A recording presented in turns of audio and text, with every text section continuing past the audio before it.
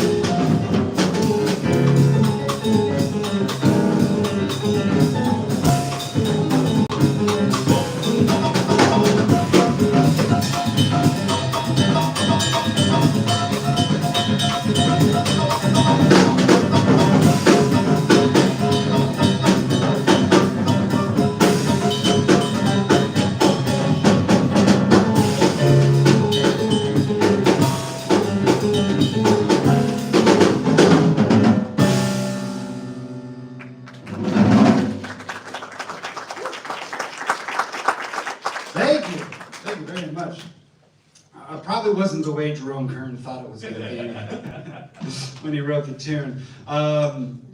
Jerome Kern actually, well, he wasn't a jazz musician at all. A lot of jazz songs actually come from the world of Broadway and theater. That's kind of one of the main sources of jazz standards. There were songs that musicians in the jazz musicians in the 1940s and 50s looked at and said, wow, that would work really well in a jazz context. So that's the reason why jazz musicians play a lot of Cole Porter tunes, George Gershwin tunes, things like that. They were kind of well-known Broadway songs at the time that really worked well for jazz. We don't see that happen too much anymore. I don't think I've ever been on the bandstand where someone called a Hamilton tune. Oh, man. Well, why don't we keep it going with, let's do a little bit of blues. We're going to play a tune called Bag's Groove by Milt Jackson. He was the vibraphonist for the Modern Jazz Quartet. And we're actually going to revisit this song later in the masterclass. So this will be kind of a sneak peek, something you can familiarize yourself with. Here is Bag's Groove.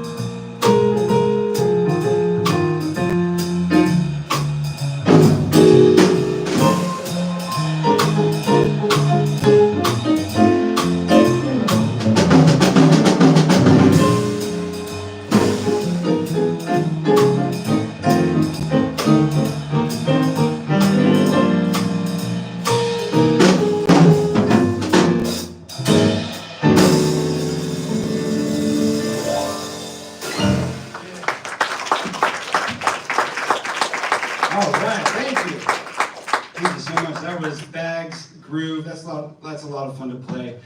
You can already hear all the interplay that's happening on the bandstand. And just kind of in the spirit of doing an open jam, we don't have a planned playlist. We're just calling tunes to kind of get us into that idea of interacting and not planning ahead and really just, I've planned this stuff ahead. I don't want you to misunderstand me. But not planning the specific set list, because that's so much of what a jam is, and we're gonna spend a lot of time talking about that, just kind of letting go of rehearsing what you're gonna play when you improvise. So that's what I wanted to continue on with you.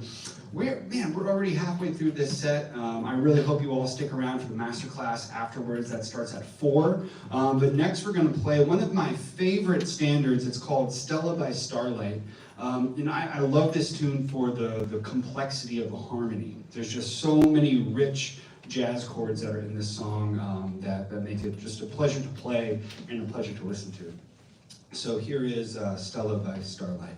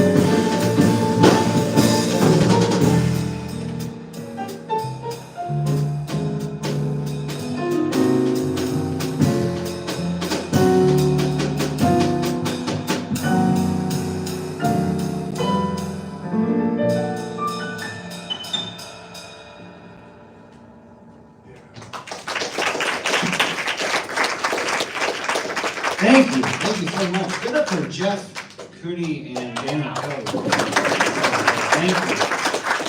Thank you so much. We're going to keep it going for, we got a few more, and why don't we do another jazz classic that we'll revisit hopefully later on this evening. This one is called Autumn Leaves, and Autumn Leaves has probably been done 10,000, 20,000 different times.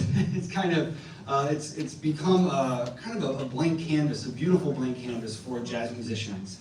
A song that started out being kind of a very slow and poignant lament has been turned into a song that can be a burnin', fast, up-tempo tune. It's been sources of reharmonization and expanding, and it's also a song that has a beautiful amount of simplicity in it, so that kind of any level of jazz musician can access that tune. So I think it's one of the reasons that tune persists as such a classic. So we're going to do Autumn Leaves probably somewhere in the middle of there. I always love listening to Bill Evans' version from the A Portrait in Jazz album. I'm biased to that, he being a pianist. But why don't we continue on with Autumn Leaves.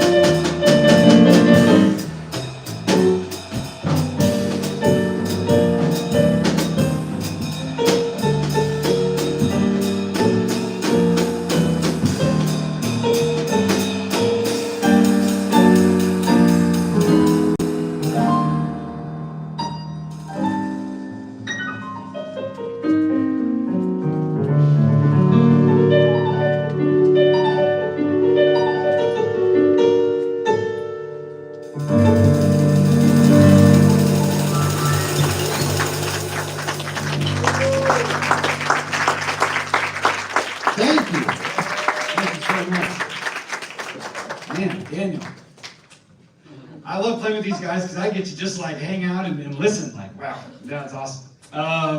We're actually releasing an album in April that we are super duper excited for. It's called Retro Future. I'm a bit of a dork, and Retro Future has like is the name for that kind of vintage artwork that depicts what people thought the future would be. So like old 50s rocket ships and stuff like that. And I thought that would be a fun title for our album because we're tied to the jazz tradition, swing, and all of that, but we also love playing things in kind of a new and fresh style. We're not afraid to kind of play out of the box. So I hope you are able to check that record out. We're actually doing a pre-order right now for the vinyl record. We're getting it printed like next week. I think I'm driving down to get it printed, picked up from the printer. So if you get a pre-order, I'll ship it to you for free as soon as we get it.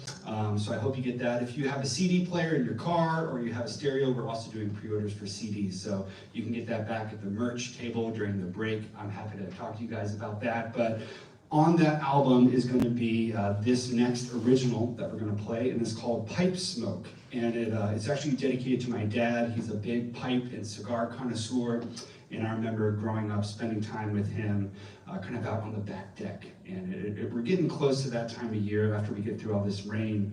But when you're outside and it's dark and his kind of pipe or cigar smoke would kind of play in the light.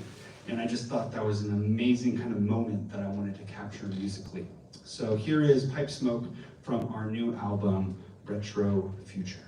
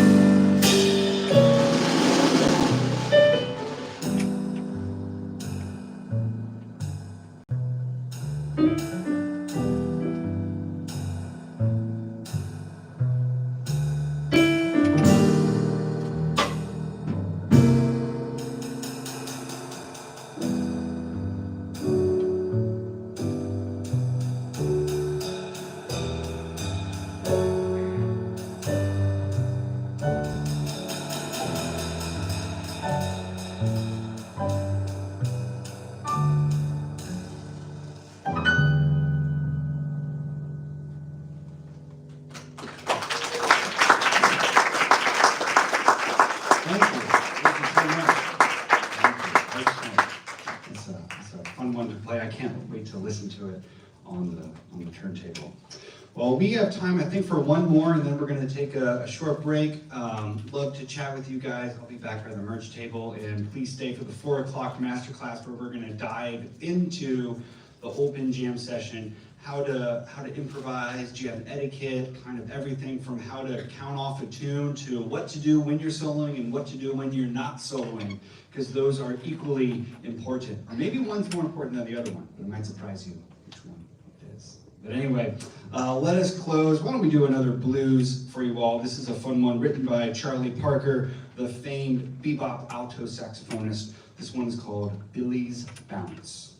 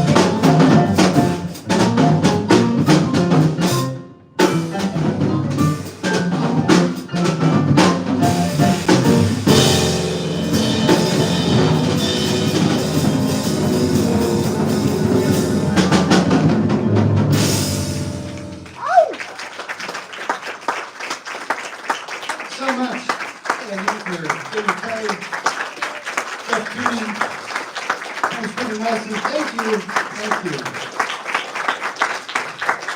We're going to take a quick 10 minutes. If you haven't already signed up for participating, please do so, so I know who's here, what the instruments are involved. I'm hoping to get some people involved in their masterclass. So if you want to play keys or bass or drums, let us know beforehand and we'll get you up here to workshop some ideas. Otherwise, I'll see you in the back and we'll get started in like less than 10 minutes. So thank you. Woo!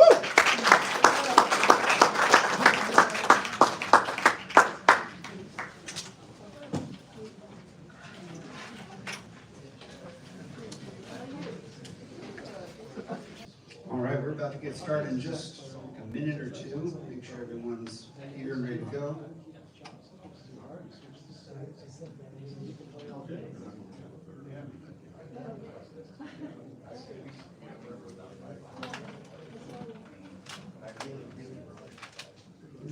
Does anybody want to volunteer to play keys?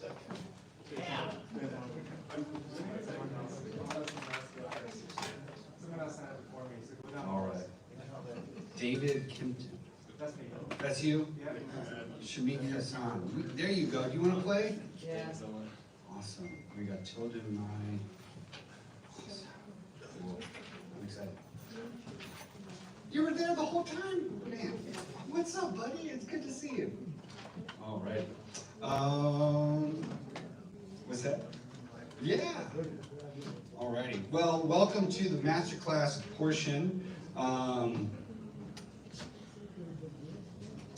Maybe we could warm up. Let's start off with, of the people that signed up, has anybody participated in a jam session before for those that signed up on the list? Excellent, very cool.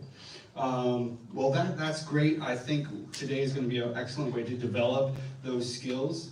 We have real books available if people are familiar reading from a real book. We have stands back there. Does anybody, I guess I'll start off with that. A real book is a helpful tool that jazz musicians use at jam sessions. It contains the melody of popular songs as well as the chord progressions for improvising off of them. Now, one of the things that I did want to cover, this isn't exactly going to be what notes exactly do I play. This isn't as much of a theory masterclass, more about how to play together and meeting you where you're at, whatever your musical skills are. So there's still things that we can learn about a jazz jam session without having to dive into the nitty-gritty, play this chord here, play this scale there kind of thing. So one thing I wanted to start with was tune selection. When you pick a tune at a jam session, that can always be a challenging thing. I know the first couple of jam sessions I would go to, I would have one fear, which was, what if they pick a tune that I don't know? Or the other fear would be like, all right, I got my tune that I want to call, and then right before I go up there, someone else calls that tune. And I'm like, oh no, I don't know. So one thing you can do at a jam session is to make sure that everyone who is on the stage is comfortable with the tune that you have, that you selected. Because you don't want to pick a tune that's so hard that just shows off your own ability. Like, it wouldn't be very fun if we were up here and we invited some of y'all and we picked like giant steps at 300 beats per minute. That would not be fun for you all. So likewise with you, I'm guessing you're practicing, you're working on a lot of material, and you can use that material, but as a jam session, you want to really, you're making music together, and you want to help other people shine, you want to help other people sound good, just like they're going to make you sound good. So with tune selection, you want to keep that in mind. You want to look for songs that everyone's familiar with, or at least if they're not super familiar with it, it's not too challenging that they couldn't read it out of a real book. And then next, I think, to dive in, we can have someone join us up here. So, Shamik, do you want to play keys? Sure. And can we have a horn player up here? I see we got flute, cornet, saxophone. I think guitar counts. I don't know if we have the amp stuff set up for guitar. We do. We do. Excellent. Does anybody else want to volunteer to play an instrument right now? To be coming up. All right, while they get set up, and Shamik, you can come up here as well. I want to use the tune Bag's Groove as kind of our practice tune. So if you have a worksheet or a note sheet, on the back of that you'll see the 12-bar blues song that we all played up here just a moment ago, Bag's Groove. And I put it in 3 different keys. The concert pitch is, the song's in the key of F, so every time you hear it, we're playing in that key. But if you have an instrument such as a tenor saxophone, you would be reading the middle bunch. If you have an instrument such as an alto saxophone, you would be reading the bottom bunch. Yes, I do have one for you. Actually, Lisa, could you grab another one?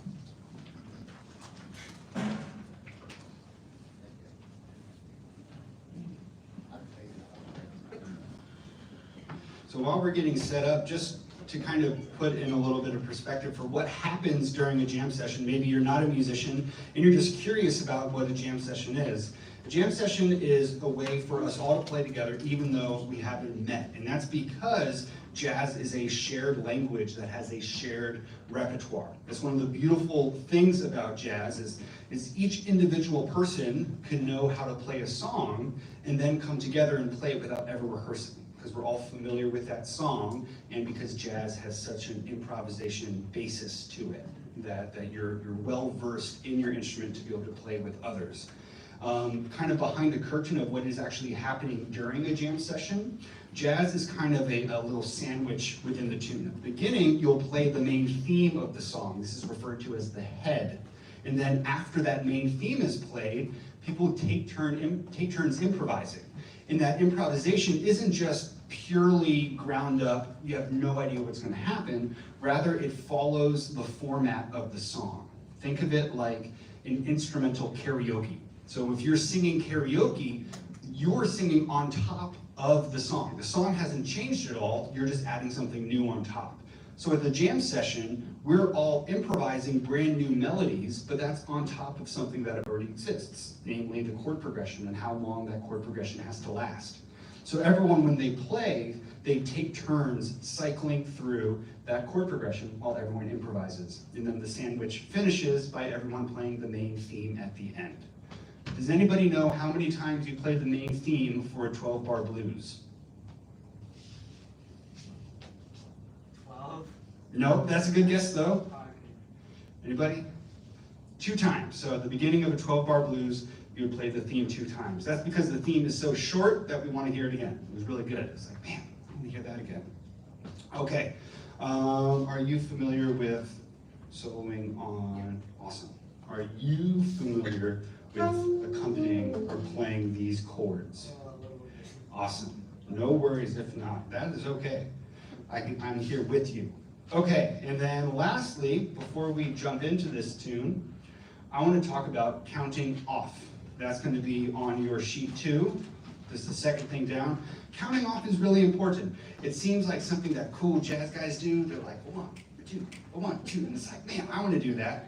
Well, you should. You should learn how to do that, because counting off is setting up the whole tune.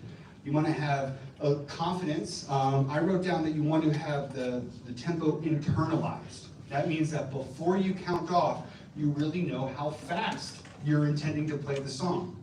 Because I've been on the bandstand, I've been the guy on the bandstand that counts a tune off, and immediately when I start playing, it's a different tempo than what came out of my mouth. You don't want that to happen. Like, here, let me just show you all what that would sound like. I'm going to count off the wrong tempo. Let's see what happens. 1, 2, 1, 2, 3.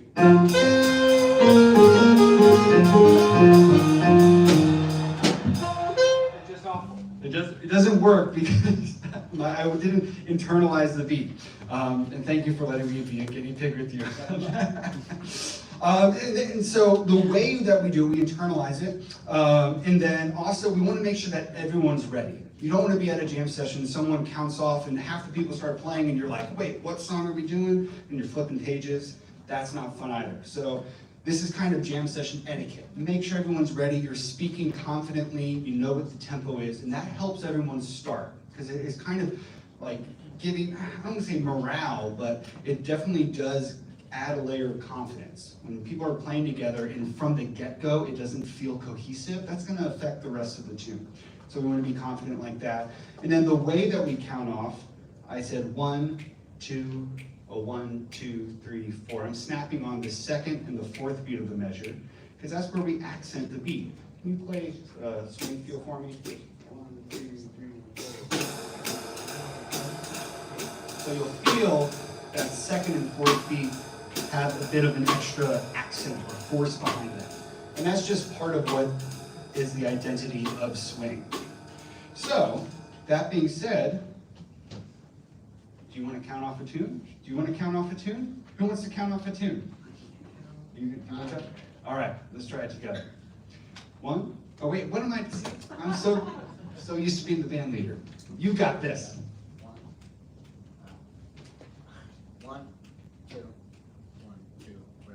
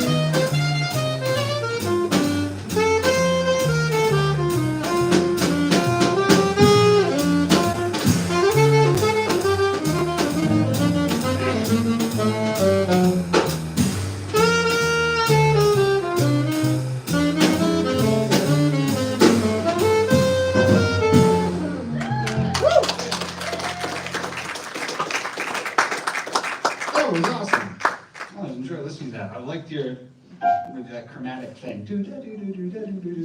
Excellent. So this is a great kind of segue into, well, what are we supposed to do when we're up here? Obviously he's soloing, but there's a lot more going on behind the scenes. So let's talk about the roles of the musician. We can start with the soloist. The soloist has a job, which is to improvise melody on the spot. I mentioned too before about playing kind of things that you rehearsed. And the general idea is to avoid playing what you rehearse. Now that doesn't mean you're not playing elements of what you've practiced in the practice room. I mean, that should come out if you're really working on some bebop language, or you're really working on some bluesy effects, or your scales, or your arpeggios. That will come out naturally. But in the jam session, we want to avoid sitting there thinking, okay, I'm going to start my solo like this, and then I'm going to do that thing, and I can't. And basically, you're composing. You're sitting there composing, waiting to show off your composition. So that's not really improvisation. Now, that is scary to say, like, I'm not going to play something that I've worked out, but your playing will improve the more you kind of let yourself truly improvise. Because I've been there too. A lot of times when I was in college and we'd have these big band concerts, it's like this huge big band arrangement, and then there's like 16 bars for the piano solo, and you're exposed and you don't want to mess up. And I would practice my solo, but they would always sound forced. Or if I messed up what I had practiced, then I'm really in hot water. Because then I made a mistake and I'm lost, and I had never actually practiced improvising on that chord progression. So it's always better to work on developing your skills as a true improviser than to just rehearse what you want to improvise, or rehearse what's in your solo. So that covers soloists, but what about the rest of these guys up here? I mean, they're outnumbering our soloists. They have stuff to do, obviously. Well, the accompaniment group behind the soloist is referred to as a rhythm section. A little bit of a misnomer. I mean, when people think of a rhythm player, they might think more of drums than of a bassist or a pianist. but that's the unit that we refer to for the accompaniment group. A rhythm section can also feature a guitarist, it can feature an organ player, electric instruments, electric bass, electric guitar, things like that. What else? Maybe an accordion? A vibraphone, yeah, vibes. So they're guitar, we said a keytar. Oh yes, chicoria. That would be great. I gotta get more of those. Okay, good. No, so their role is to accompany, and sometimes that can be really, really important. And if we get out of our head of like when I'm going to solo next, that lets you be a better accompanist, because that's kind of connecting our idea of what a solo should do and not relying on what am I going to do when I'm soloing. Because if I'm playing piano and all I'm thinking is what am I going to do when it's my turn to solo, instead of actually listening to him, I'm not doing a good job accompanying him. I'm just kind of on autopilot while I'm thinking about myself. So an accompanist should really be interacting with him, really trying to respond to what he's doing, filling space, leaving space. Where is his intensity? Is he like building it up and really going at it? If so, I want to, as a pianist, kind of help him along with that. Or if he's bringing it down, maybe someone just had a huge, loud, busy solo and they just brought it up to here. Maybe the next guy wants to bring it back down. And kind of let's start down from the ground floor and work our way back up. It's our job as accompanists to be able to do that. So we want to interact, we want to respond, and then also we need to have our fundamentals down. We got to keep time. Everyone has to keep time. We can't just blame the drummer if the song drags.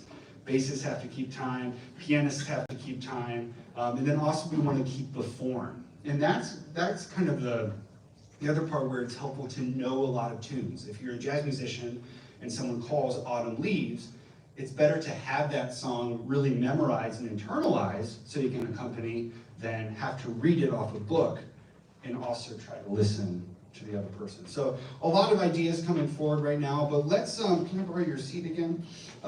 Let's do the idea of listening and responding, because there's definitely a spectrum with that. I was talking to my drummer Daniel on our way to or back from a New Jersey gig, and I was saying like, what's the deal with drummers in the 1950s? A lot of jazz drummers, they wouldn't respond as much as like a later generation of drummers were. So there is definitely a spectrum of how much you respond, but let's look at what that spectrum might be. So if you don't respond a lot, you're kind of stuck with a backing track band. So let's do that. We're gonna play, if you don't mind soloing again, and we're just gonna not really respond, and we're just gonna kind of play. And I want you to kind of see how that music makes you feel, what the effect is of that. No edges. Yeah, let's go right into solos. 1, 2, 1, 2, 3,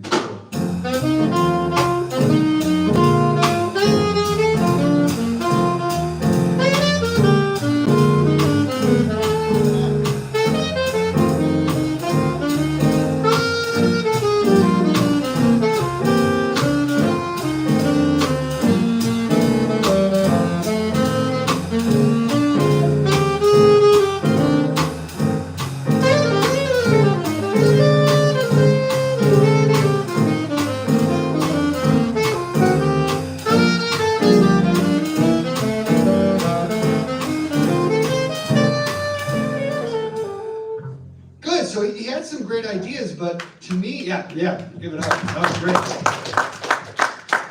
I really liked you had that really fast, like double time Charlie Parker thing come out. But other than that, it seems so one note because we're just kind of not listening to him and just plodding on the time. Now let's listen to, we're going to do the opposite end of the spectrum where we're copying him so much that it almost turns into mimicry. And this is something that all jazz musicians will go through, and they have to reach over that level of maturity. Because once your ears develop, you're like, whoa, I can actually respond musically, and I have my facility on my instrument strong enough that I can really relate to what they're doing. And the first thing you're going to start to do is to mimic people and copy people because you have the ability to do so, but then you have to learn how to dial it back. So we're going to try a little bit of mimicry, and I'm sorry. 1, 2, 1, 2, 3.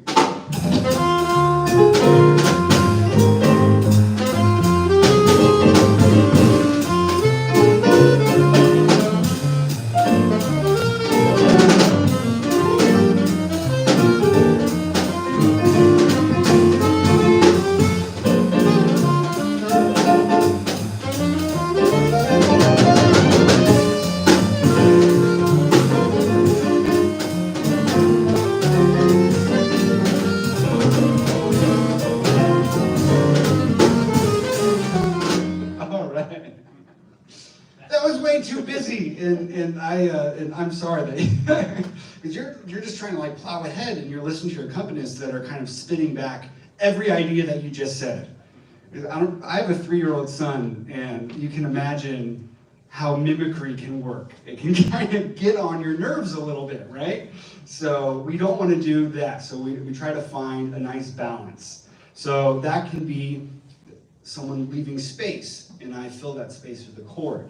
Or maybe one person decides to mimic. Maybe it's subtle. Maybe it's Daniel's snare drum mimics a rhythm that he heard back, or complements a rhythm. If he's doing, if what's your name again? Donovan. If Donovan plays, I don't want to play right back to him, but if he does, I could do something that is kind of an answer to what he played. He had a musical question, I responded. So let's do another 12 bars, and we're going to try to find that nice middle ground on the spectrum between just being a backing track and overly mimicking what we hear. 1, 2, 1, 2, 3.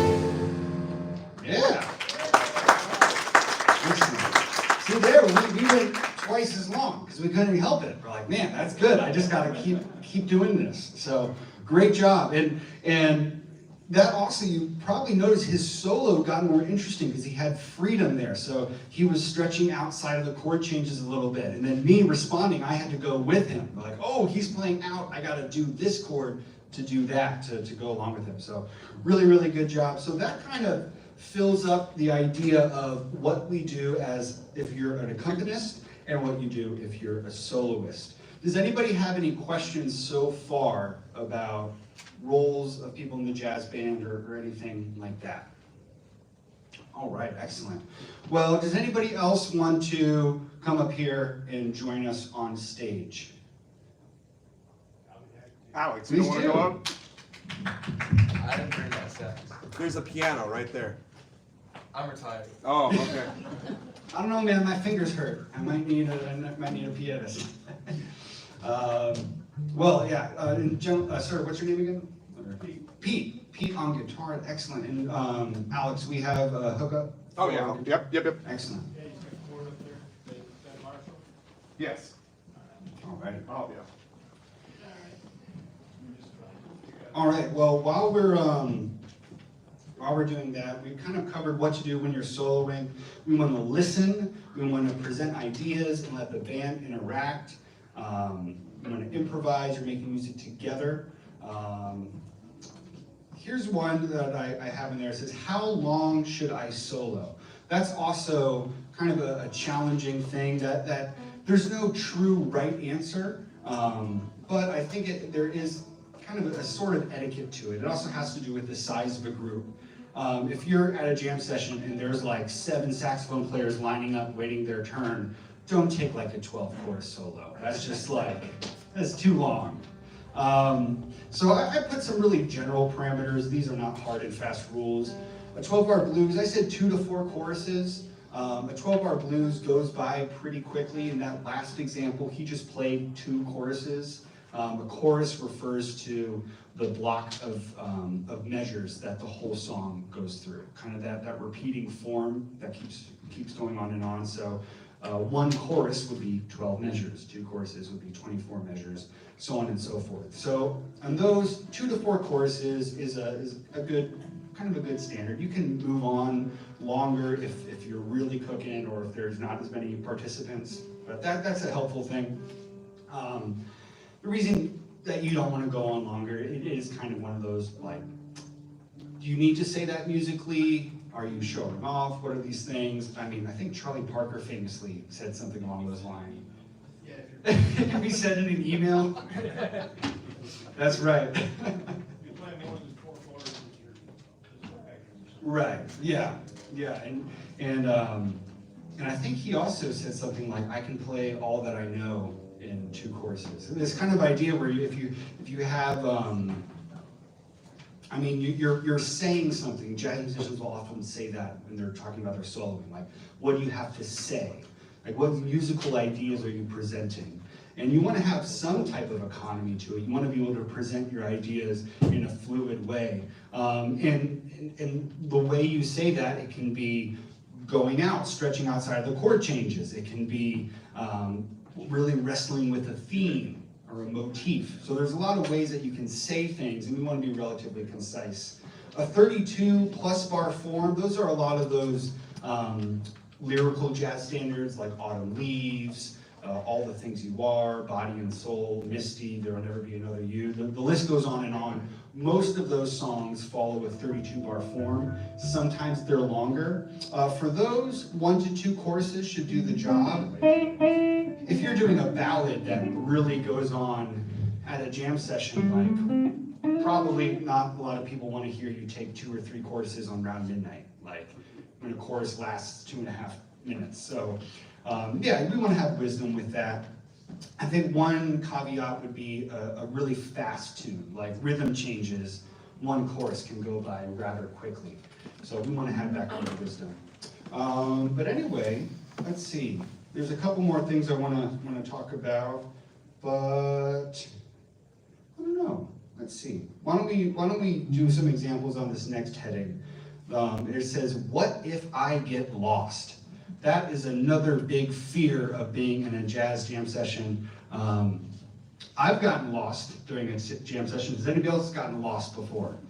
Yes, it's scary. It's a scary feeling. Yeah, it's like being unprepared for a speech, or you're in a dream and you're wearing your underwear. You're like, what am I doing? Everyone, immediately you think everybody knows. So we want to know how to get out of being lost. And probably the best thing to do is listen. And that seems so obvious, but so many times we don't do that. We instead want someone to like hand us a note that says like, "You're in measure 5. We're like, "Oh, okay, thank you." No, you want to listen. So now how does that work when to listen? Because when you're lost, the anxiety starts going up and you're like, "I don't know where we are. There's no way I can figure out where we are. I don't have perfect pitch. I don't know what chord that is." You want to listen. So one of the biggest friends when you're lost is the drummer, because the drummer a lot of times marks where the top of the form is. He does something on the drum kit to tell us, here you are. So if you're lost, you can listen out for that cue to tell you where you are. So why don't we play some more 12-bar blues in F, and we can hear an example of how Daniel will let us know when we're at the top of the form every time. Yeah. Who wants to solo? You can solo a lot. You want to solo? Can you have somebody bring that sheet up just a little? Yes.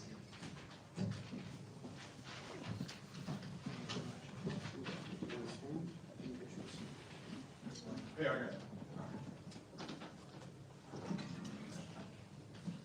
All right, so Appreciate it.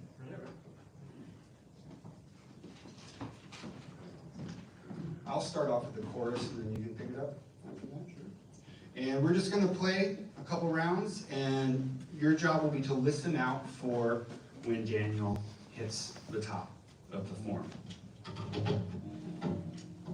How about this? After I'll take one chorus, you can take a chorus, and then no one will solo, and we can just listen to accompaniment, and you all can try to keep up to know where we are. So the form is only 12 measures long, so you can count 1, 2, 3, 4, 2, 2, 3, 4, and see if you counting along matches up with when Daniel tells us we're at the top. 1, 2, 1, 2, 3, 4.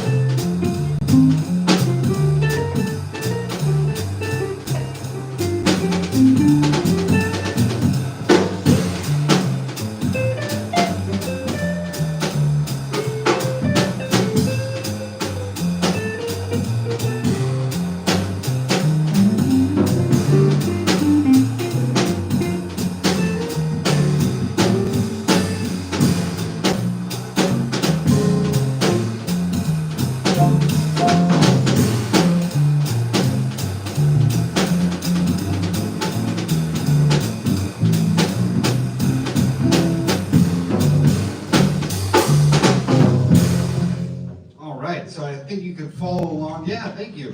Could follow. Yeah, this is excellent. I love these participants. Thank you for braving the stage, the bandstand with us. So you can hear that when we get to the top of the form, there's that suggestion of here you are. Another way that you can find if you're lost is you can listen to accompanists, like a pianist or a guitarist. If they know the tune, really familiar with the tune, they can suggest the melody in their accompaniment to let you know where you are. Do you know the tune, All the Things You Are? Do you know All the Things You Are? I can get that. So All the Things You Are is a 34-bar tune, and it's easy to get mixed, or excuse me, 36-bar tune. It's easy to get mixed up sometimes because it's that extra 4 bars. Usually we're used to feeling phrases that have 8 measures per phrase, or 8 measures per section. And when this one has that extra 4 bars, it can throw us off. So if you're in the middle of a solo and you don't know where you are, you can listen to an accompanist that might give you that melody to say, don't worry, here we are. So why don't we, we'll just go right on it, right on the head. And why don't you, actually, let's do no solo just for a second. I'm going to play the melody for us so we can all get our ears used to what the melody is for All Things You Are. So let's do just the trio. You're welcome to comp too if you like. 1, 2, All Things You Are.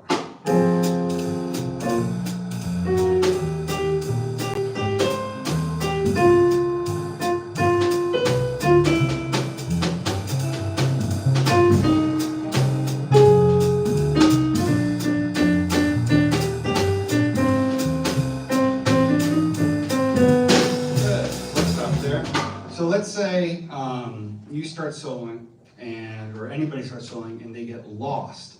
I could accompany in a way that uses the melody that helps them get grounded. So let's do that. We'll do just the trio, but now I'm going to accompany, but I'm going to use the melody kind of hidden into my voicings. 1, 2, 1, 2.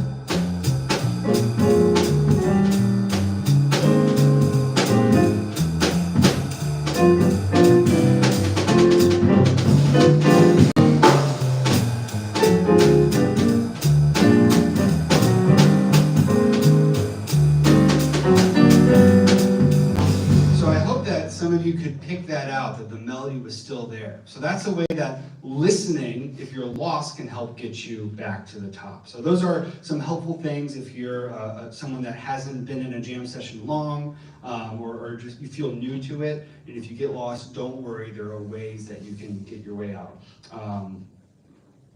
Another thing, we're afraid of space often. When there's not a lot happening, we're afraid to listen. We think we have to fill the space, so don't worry, space is okay. Now, we're doing actually great on time. So let's continue on with the last heading at the bottom where it says, what is trading fours? Has anybody heard of trading fours? Awesome, yeah, so it sounds like a lot of people are familiar with that. Trading fours, it can also happen as trading 8s or trading 2s, which is not as common. But trading, we did in our first set for you all, is when you're literally trading off soloing. So usually the format is soloist, 4 measures, drummer, 4 measures. Next soloist, 4 measures, drummer, 4 measures, and so on and so forth. It adds a lot of variety to the song. It breaks it up from just this person solos, now this person solos, now this person solos. So it has that fun variety, and also it really works on your ear because you don't have time to do that whole, this is what I want to play, and I'm thinking ahead kind of thing. You have to react to someone. And it will sound kind of bizarre if you don't kind of respond to that person musically. If you still insist on playing what you practice, it's going to sound out of place. So let's go back to our friend, the 12-bar blues in F, and we're going to trade, and we're going to go across. So it'll be piano 4 bars, drums 4 bars, guitar, drums, bass, drums, saxophone, drums, and you can hear trading. What's also interesting is we're doing this on 12-bar blues, which means that divides itself by 3. So there are 3 groups of 4 measures. So it's going to be interesting. Sometimes a melodic instrument will take the first group of 4 measures. Sometimes the drummer will take the first group of 4 measures. It's going to be a fun way of keeping track where you are. So here is the idea of trading. 1, 2, 1, 2.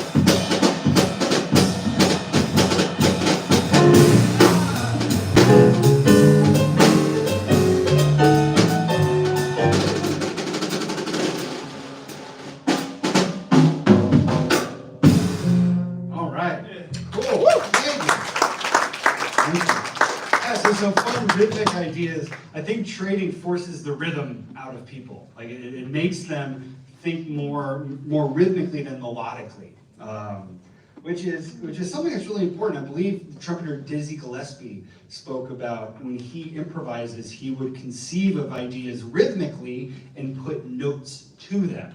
When you do that, your soloing becomes a lot more creative, because melodic instruments always run into the kind of the pitfall of non-stop eighth notes. We want to be able to play a lot of eighth notes. We want to be hip. We want to be able to show that we have mastery over our instrument, but that gets very monotonous. For instance, 1, 2, 1, 2, 3, 4.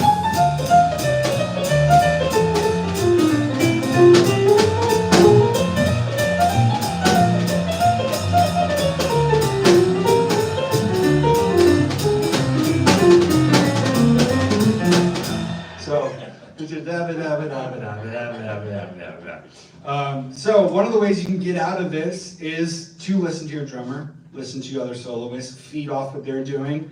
A practice technique that I have gotten a lot of value out of is isolated rhythms or iso rhythms. That's where you pick a rhythm that you're going to use, and that's the springboard for all of your melodic ideas. So if it's ba-da-ba-ba-ba, now you have to solo with that. So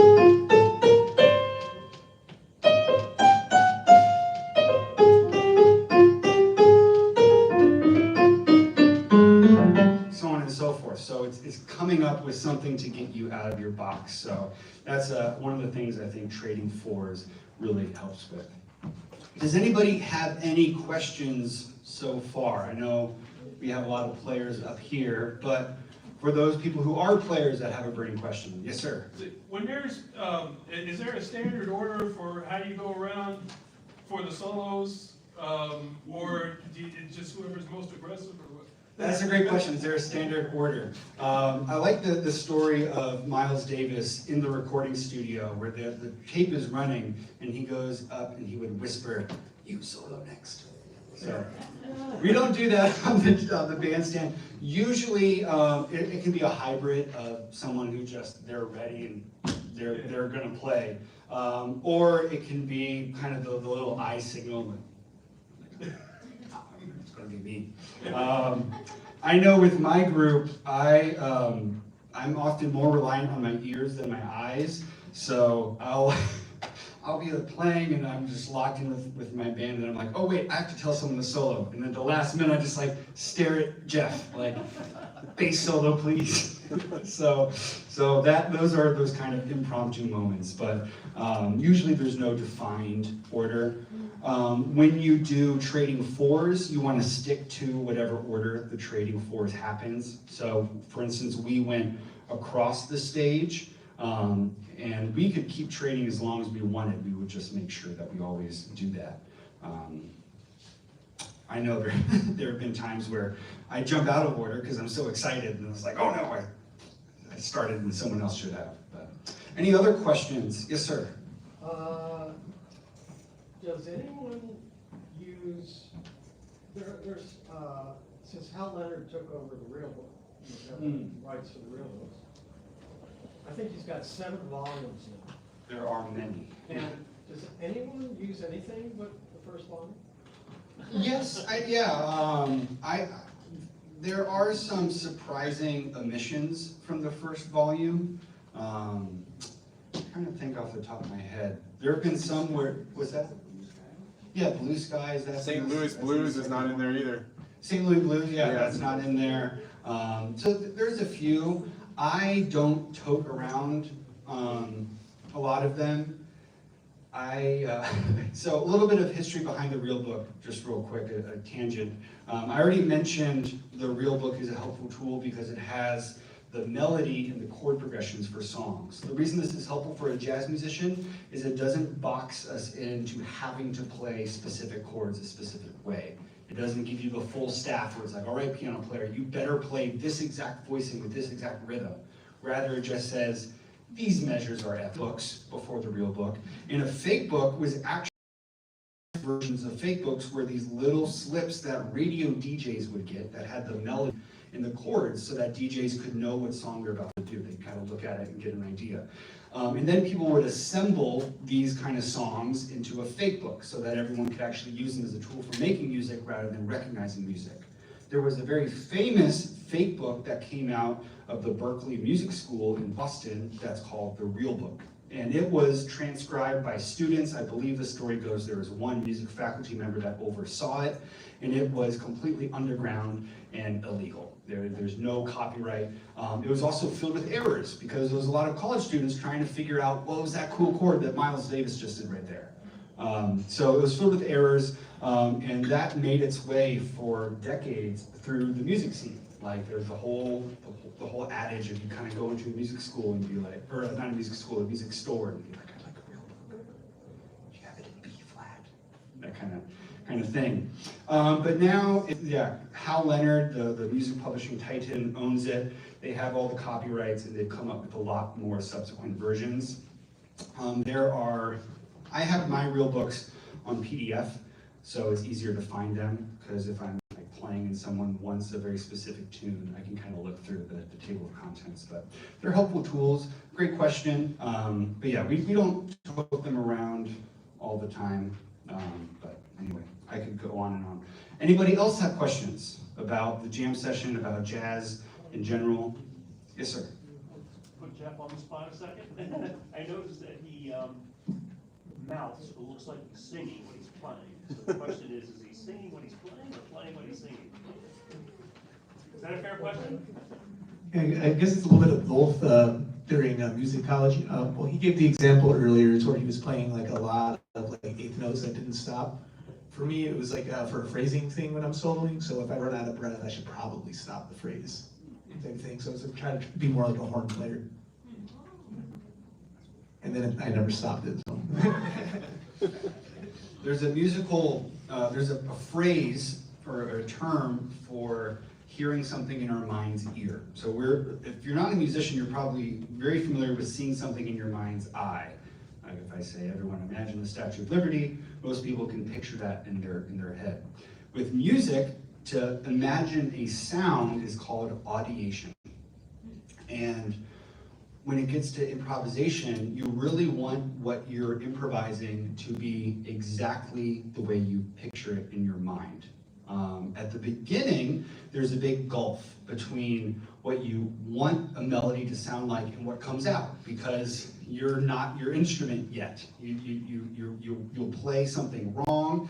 I know when I was starting, it was like, ooh, okay, that's not what I thought it would sound like. Okay, I'll keep going, and it would just kind of build off of there. And then the longer and longer you play, the more those two things overlap, to where whatever idea you have, you can truly make it come out on your instrument. I sometimes will mouth along things because it helps me actually play what I'm hearing rather than playing what my fingers know how to do. Because sometimes as a pianist especially, I can make a whole bunch of sounds without being intentional. I'm playing backwards right now. No idea what it is. I'm not being purposeful. So that can happen as a jazz musician. You can just start to regurgitate material that you've practiced. So for me, sometimes I'll hum or sing or mouth what I'm playing as a way to be really intentional. Like, no, I'm actually trying to create this phrase. Oscar Peterson's done it, Errol Garner. Keith Jarrett's a whole different story. But anyway, that's another good question. We got, I think, a little bit more time before we'll take a quick break before the final open jam. Does anybody else have any questions, or does anybody want to participate in the masterclass before we just start all playing together? All right, cool. Let me see if there's anything else that I didn't cover. I put 10 tunes to know. This is an incredibly subjective list. You'll notice that the first two are secretly 8 tunes. F blues and B flat blues. So the songs that are in parentheses are different melodies that work over the same chord progression. Jazz has a rich history of having multiple melodies on the same chord progression. A blues is by far the most popular of these chord progressions. The blues is about from the turn of the century. There's no defined start date or first recorded blues. It was a folk music that came during the Reconstruction period in the Deep South. It was often a singer accompanying a guitarist, and a lot of those songs were cathartic ways of overcoming or kind of enduring the hardships that the African American community faced in the Deep South during the Reconstruction period. And a lot of these songs were lyrical, and they had a defined format. They had these 3 phrases, where they would have a lament, they would repeat that lament, and then have a follow-up phrase, something that they're doing about the lament, or just kind of an answer phrase. So if we take Billie Holiday's Fine and Mellow, my man done left me, he treats me oh so mean, my man done left me, he treats me oh so mean, he's the meanest man anybody's ever seen. So that lyrical structure has a fixed accompaniment, and that accompaniment fits into 12 bars with a specific chord progression. And that is the 12-bar blues. Since then, so many genres of music have expanded on that. Jazz being one of the most prominent, but blues as itself became its own genre, like B.B. King and stuff like that. You can find blues in bluegrass, you can find blues in country music, you can find blues in rock and roll, hard rock, classic rock. It's really kind of underlying tens of thousands of compositions. So in my first 2 lists, F blues and B flat blues, the idea is you want to be really intimately familiar with how to improvise on the 12-bar blues chord progression in F and the 12-bar blues chord in B flat. All of those things in familiar are helpful heads to know, or helpful melodies to know that fit that progression. Yes, sir? Why those keys?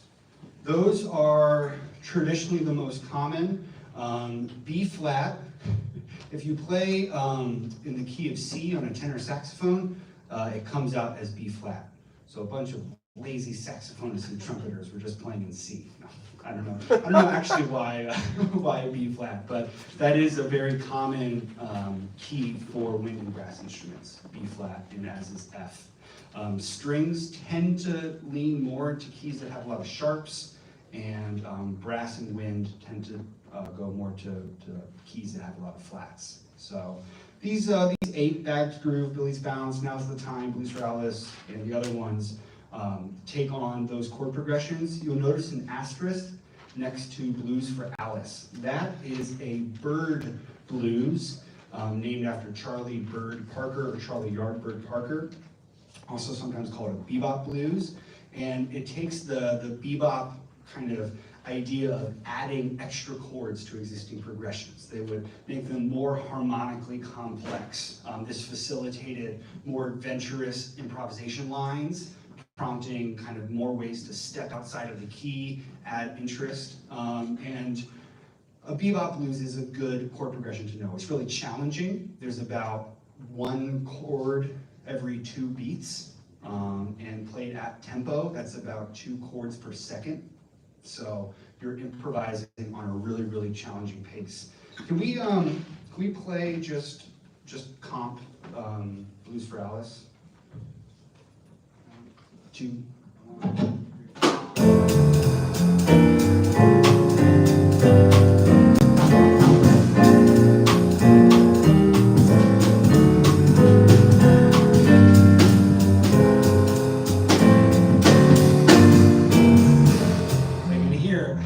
Those chords are going by, so you have probably like 6 or 7 times the amount of chords. So, but we can go down that rabbit hole. I know we're about on our break, so does anybody have any final questions before we switch on to the jam? Yes. So if the blues, you can improvise on top of it, why do some people consider blues not jazz? That's a great question. That I think would have to do with people thinking of the genre of the blues, like the music of like B.B. King or Stevie Ray Vaughan. The blues is such a frustrating term because it can mean so many things. So a blues can mean a whole genre. It can mean a song form, chord progression, a scale, a melody, an overall sound. So I'm guessing when people say the blues isn't jazz, I think they're more talking about that genre. Like if someone says bluegrass isn't country, it's similar, but there's a different feeling to it. So, good question. All right, why don't we play? We do All the Things You Are. That's open. Actually, yeah. Let's do another just quick round of 12-bar blues to close it out. Thank you. Is Peter, you said? Yes. Thank you, Peter. Thank you, Donovan. Thank you, Shamik. We're gonna close out with a blues and then we'll join back up in just a couple minutes for our open jam session. So if you brought your instrument or you're a player, please hang around and play with us, and we're looking forward to it. So here is a little bit of blues. 1, 2, 1, 2.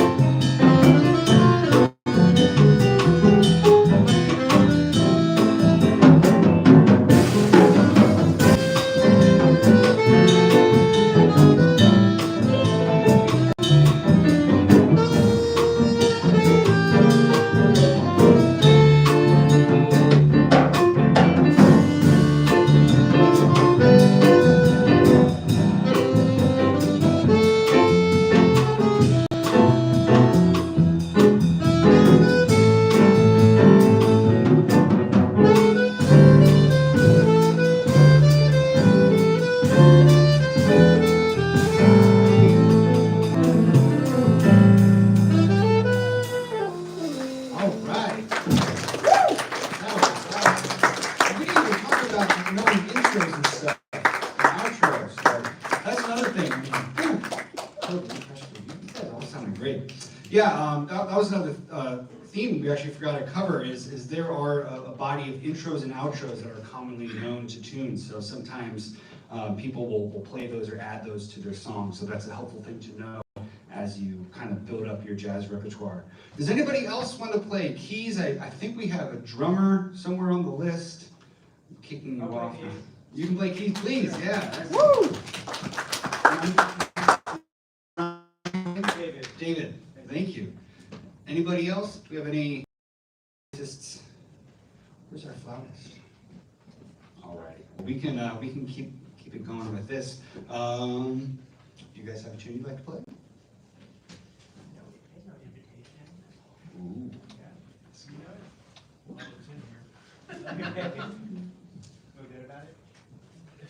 Do I ever feel good about it? Invitation is a tune in a minor key that has a challenging bridge. It has some challenging chords, so that'll be fun. That's a good one. 1, 2, 1, 2, 3, 4.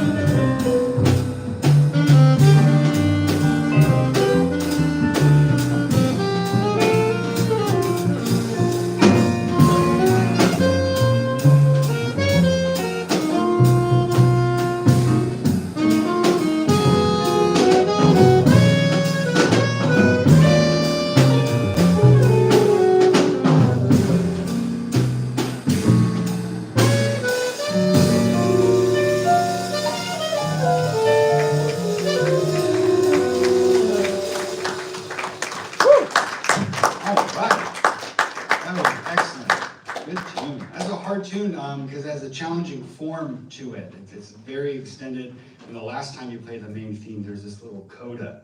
So it's great. You guys did a wonderful job staying with it, and notice that if someone gets off, someone else can always just kind of take the reins. Another helpful tool I should have mentioned when we were talking about what happens if you do get off is thinking about the melody. So I mentioned that an accompanist can play the melody, but if you're listening to someone solo, you can think about the melody in your head while you're listening to their solo. It's a good way of keeping track where you are without having to count literal measure numbers. So great tune, good call. Does anybody else want to play?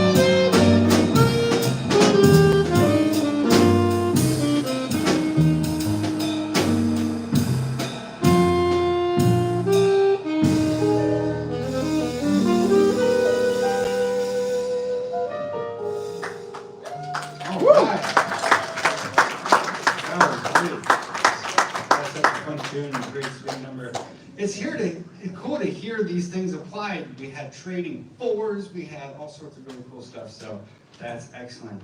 Now I know there are more players in the audience, so we gotta get one more person to sit up.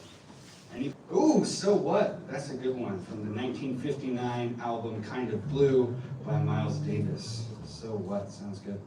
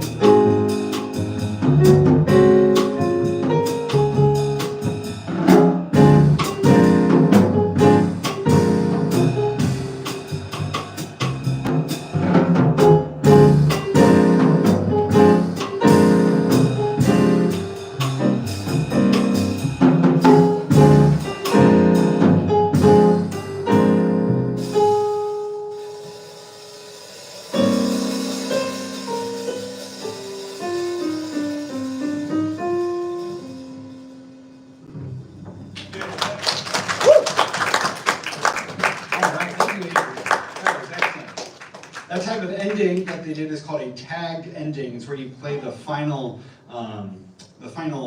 phrase a couple of more times, just to kind of add a little bit to it and I guess reiterate the final melody. So a fun ending to be familiar with. I think we're gonna pick it up. We'll do a couple more. Is there anybody else that hasn't played yet that would like to play? All right, well, why don't we close with a couple of numbers that we'll play. Let's do, I'm in a bebop mood, so why don't we do Groovin High by Mr. Dizzy Gillespie. John Dizzy Gillespie, I believe, is his given name.